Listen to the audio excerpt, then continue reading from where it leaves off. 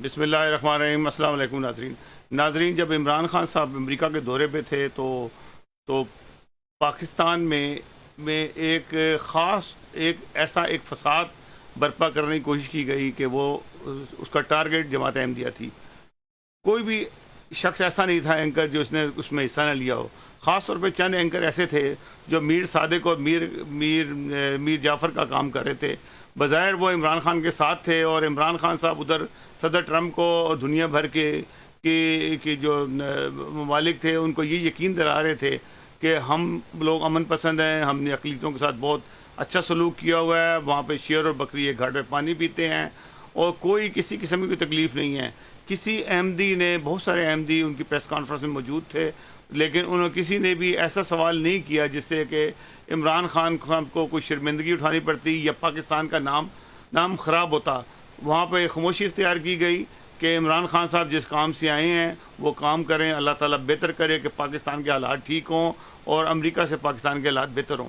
لیکن یہاں پہ جو میر صادق اور میر قاسم یا میر جعفر تھے یہاں پہ انہوں نے وہ کام کیا۔ بظاہر وہ ایئر وائی پہ اور بول کے اوپر لگے ہوئے تھے کہ جی عمران خان صاحب کا یوں ہو گیا تو یوں کر دیں گے، یہ احمدی ہیں، قادیانی ہیں جو یہ سب کچھ کر رہے ہیں۔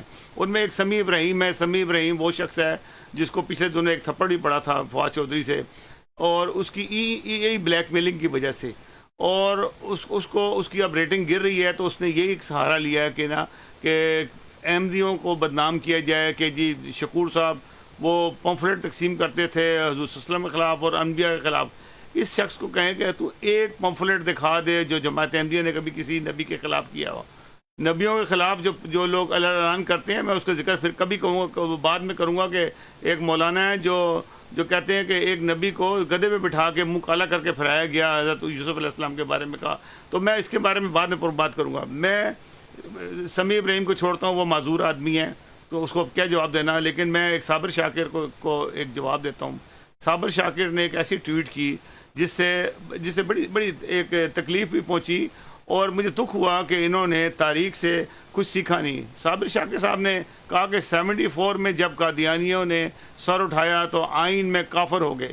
یاد رکھو اس بار اگر میدان سجا تو عمران خان کی قیادت میں واجب القتل ڈکلیئر ہو جاؤ گے انشاءاللہ بھی، ساتھ انہوں نے کہا۔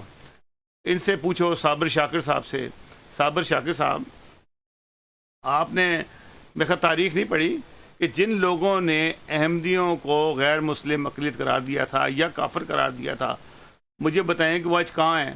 ان کے ساتھ کیا اللہ تعالیٰ نے ان کے ساتھ کیا کیا؟ یہ کبھی آپ نے سوچا؟ کبھی آپ یہ تو کہہ دیتے ہیں کہ نہ کہ ہم ڈکلیئر کر دیں گے اور میدان سجا تو آپ تلوار لے کے آپ بھی نکلے ہوں گے اور قتل و غارت کرتے جا رہے ہوں گے ہر جگہ پہ اور احمدیوں کو مار رہے ہوں گے۔ احمدیوں کے ساتھ اس وقت بھی خدا تھا اور اب بھی خدا ہے۔ آپ نے اس کے بعد دیکھا کہ احمدیوں کی دنیا میں کیا ترقیات ہوئیں۔ پاکستان میں بھی اللہ تعالیٰ کے فضل سے احمدی بڑھ رہے ہیں۔ دنیا کے اندر آپ یہ جلسے دیکھتے ہیں، آپ کبھی آپ کی توفیق ہے کہ اس کے مقابلے کا ایک جلسہ بھی کر دیں؟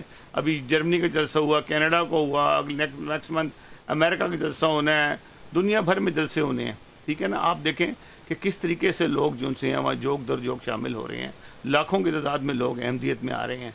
آپ یہ ارمان لے کے جائیں گے؟ مجھے تو افسوس یہ ہوتا ہے کہ جن لوگوں نے احمدیوں کو غیر مسلم قرار دیا ہے، مجھے بھی دکھ ہوتا ہے۔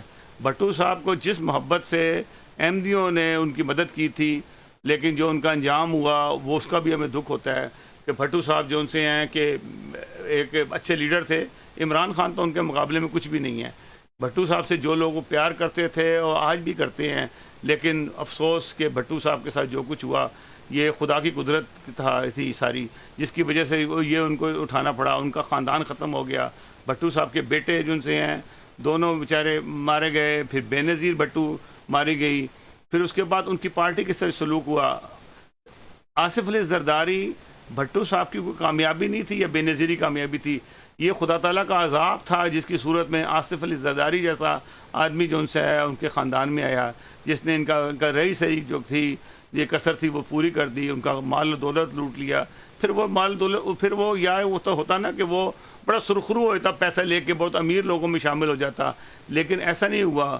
وہ بھی ایک کرپٹ انسان ہی کلایا، اور ایسا کرپٹ انسان کہ جو دنیا کی تاریخ میں نہیں ملتا، ایک کرپٹ قاتل جو بھی اس پہ الزام لگایا جائے، اور پھر بدقسمتی پاکستان کی کوئی صدر پاکستان وہ بن گیا. مطلب یہ دیکھنے والی بات یہ ہے کہ آپ کبھی سوچتے ہو کہ بھٹو صاحب کے بعد پاکستان کے حالات کیا ہوئے؟ پاکستان کے حالات جو خراب ہوئے ہیں بھٹو صاحب کے بعد ہی ہوئے ہیں. جو ایم ڈی او کو غیر مسلم قرار دیا، آج تک پاکستان سنبھل نہیں سکا. یہ بہت بڑی بدقسمتی ہے کہ جو آپ نے آئین کے اندر ایک مسلمانوں کو آپ نے غیر مسلم قرار دیا، اور آپ خود بھی اندر سے جانتے ہو، یہ نہیں کہ آپ جانتے نہیں ہو، آپ خود بھی جانتے ہو کہ آپ لوگوں نے یہ غلط کام کیا ہے. دنیا کے اندر آپ کو تھو تھو کرتے ہیں لوگ کہ یہ آپ نے غلط کیا، اور آج آپ کہہ رہے ہو کہ آپ واجب القتل قرار دے دو گے. آپ واجب القتل بھی قرار دے کے دیکھو پھر خدا آپ کے ساتھ کیا کرتا ہے. ناظرین، اگلے پروگرام تک دوسرے حصے میں ہم آتے ہیں، اور پھر ہم بات کریں گے کہ انڈیا اور پاکستان کے جو حالات کے اندر ٹرمپ صاحب نے جو آفر کی ہے انڈیا اور پاکستان کو میڈیشن کی، وہ